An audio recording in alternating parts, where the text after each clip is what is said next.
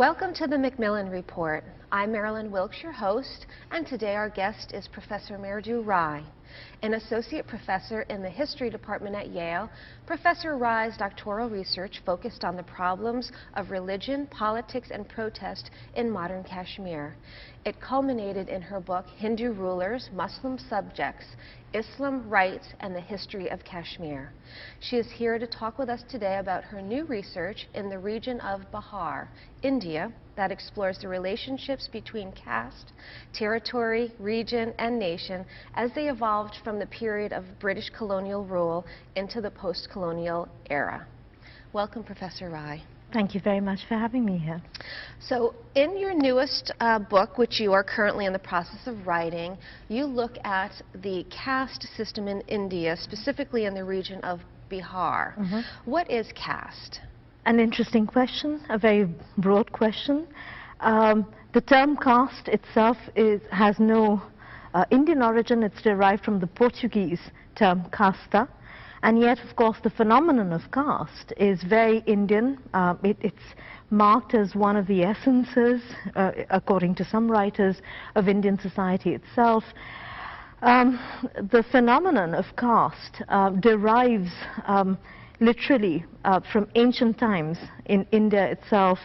A verse in the ancient text, the Rig Veda, composed in roughly 1200 BC, mentions the division of society along 4 lines, and a hierarchical division of society that had Brahmins, the priestly or sacerdotal classes, at the top, the Kshatriyas, the warrior caste, second in rank, the Vaishyas, those producing the wealth of society, merchant groups, richer landowning groups, third in rank, and then a category called Shudras, sort of providing menial labor as fourth in rank. Eventually, through the history of India, a fifth category was added, namely that of the untouchables, quote unquote, who, again, the origins of untouchability and these untouchable groups is varied and not fully explained in the history. But these 5 divisions, in fact, simply form the theoretical peg against which another category must be added, that of jati. Jati literally means birth. And when Indians talk about caste, they actually allude to that concept of jati.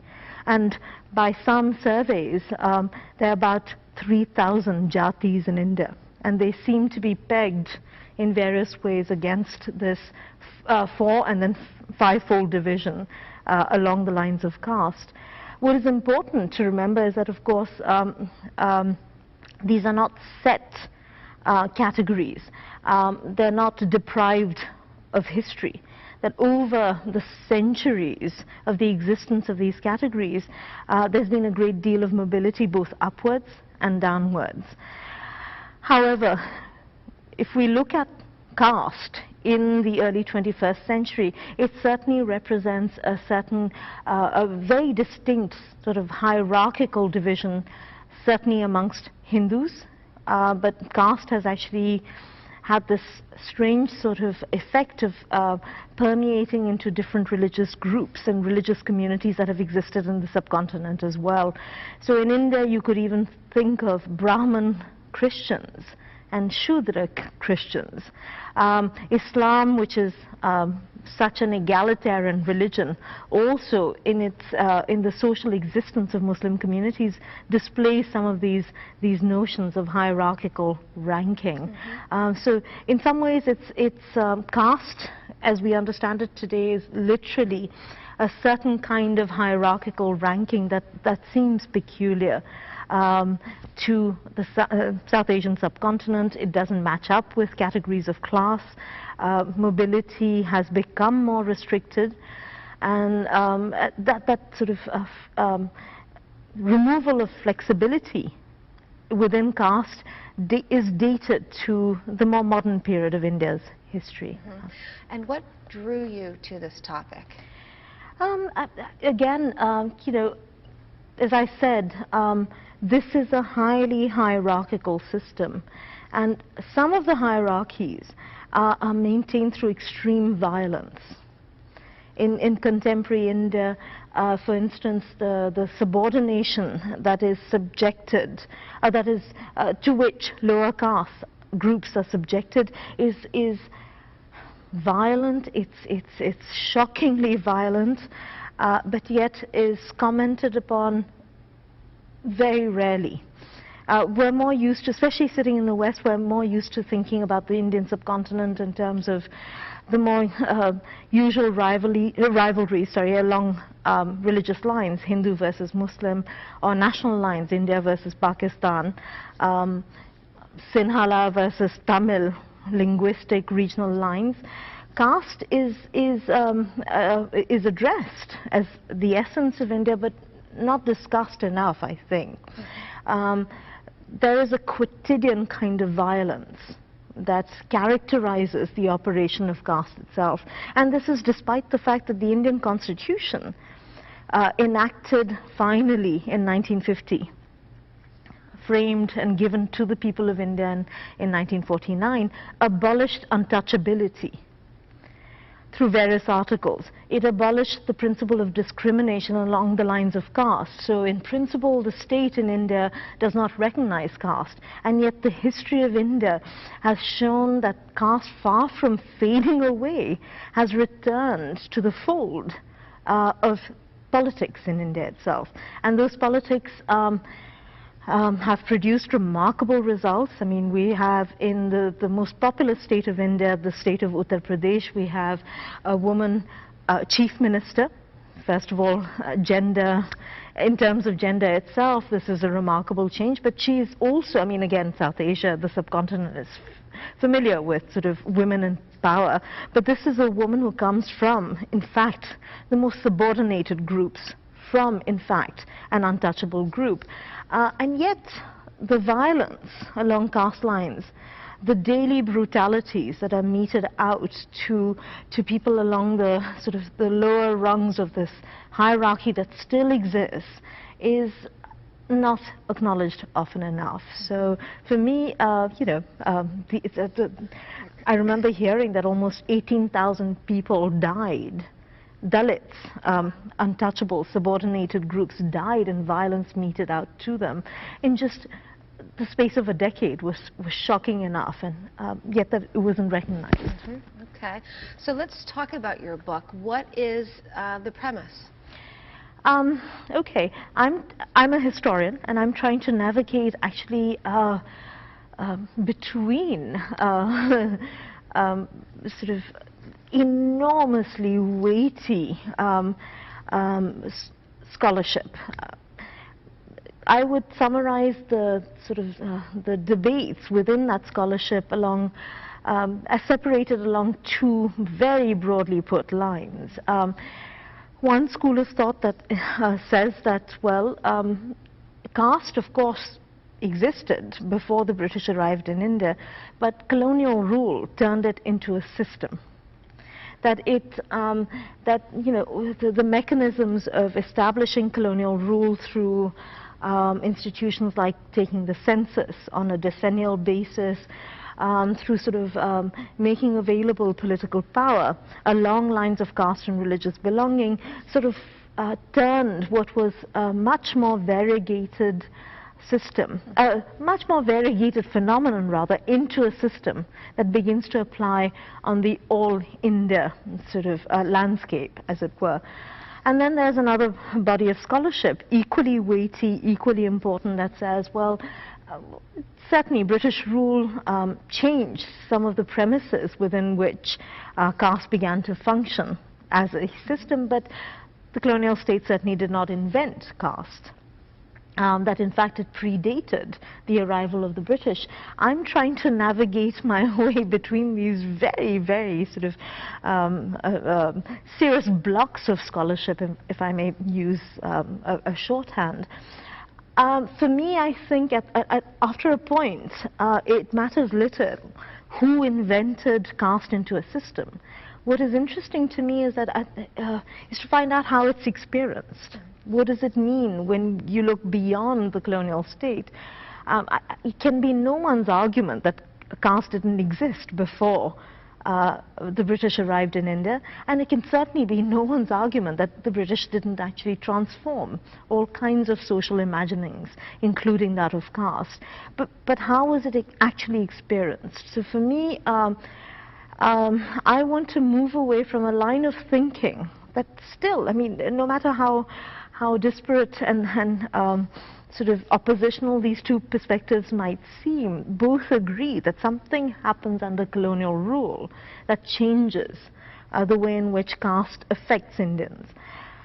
I take a line that says, well, yes, but to understand caste functions even as late as in the late 19th century, when the colonial state has census enumeration that makes caste into a reality. Even then, what is changing is literally the spaces within which caste functions. Caste makes no sense outside of locality. I want to bring in this whole notion of ideas of mutuality and reciprocity, that caste always existed, I take as a premise. Relations based along a hierarchy of caste always existed in localities. What changes is the arena within which certainly caste domination has to be asserted through violence. I want to ask why. You can, I mean, by the late 20th century, and certainly even earlier than that, by the early 20th century, why does it take violence to maintain caste? Where for centuries there was a quieter violence. I mean, I do not believe that caste was ever a benevolent institution. That caste is touched through and through by oppression is evident. That it is touched through and through by subordination is evident. But how do we explain the fact that today it takes the form of warfare? And I want to argue that in fact what is happening through the late 19th century is not so much a greater amplification of caste identities, that it's something else, that in fact caste identities always existed. What is happening is in fact perhaps a fragmentation of the localities, the communities within which caste had always demanded both mutuality and reciprocity, even in a system that is highly unequal. That it was possible for lower caste to say, wait, hang on, I call upon you to fulfill your duties. Something begins to change in actually societies throughout northern India through the late 19th century, whereby in fact upper castes don't have to maintain that pattern of mutuality. They function in a different arena. Okay. So why did you select the region of Bihar? Yes. An easy answer would be, first of all, that I'm from Bihar, but that's too easy an answer because my first work had nothing to do with Bihar. It had to do with Kashmir. Bihar, well, I mean, part of the answer is indeed that I'm from Bihar. It's a question of wanting to tap into a whole variety of sources in the vernacular, in sort of the more high standard Hindi and Urdu that I can access. But most of all because Bihar is deemed to be that signal region in the Indian subcontinent that is wrecked and racked by caste violence. Even more tragically, I mean, thousands of deaths occur in Bihar along the lines, ostensibly in the name of caste violence, but it is deemed to be natural to Bihar. Nobody's surprised by this. I speak to friends of mine and say, did you see that story in Bihar? I mean, upper caste just burned down the villages of sort of at least 2 villages and beheaded 23 people. And it shocked me to hear their reaction saying, yeah, well, Bihar, right? It happens in Bihar. Why are you so surprised by it?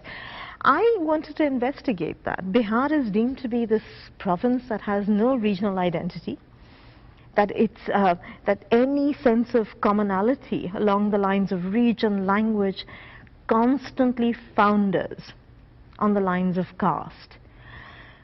My first book, actually, on Kashmir, explored a different dimension, saying, wait, in the case of Kashmir, people always talk about a regional identity that overcomes constantly in this miraculous way religious divisions, Hindu versus Muslim, all forgotten, until it goes sour.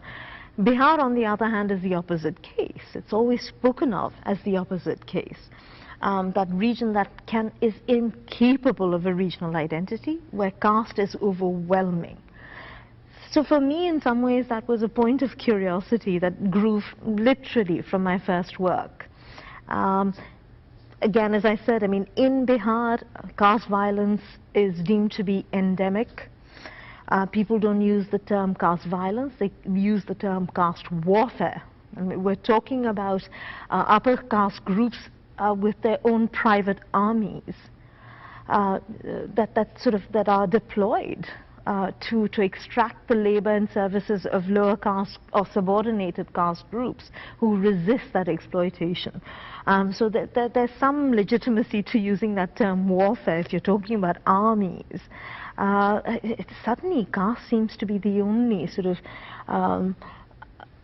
of characteristic of that province of Bihar, and I thought that would be a very good place to begin. And as I said, I mean, I come from there, and literally I thought it would be, and the questions are raised literally from my first work itself. Right. Okay. Let's talk about your research. Can you give us some ideas of what you needed to do in terms of pulling information together and data?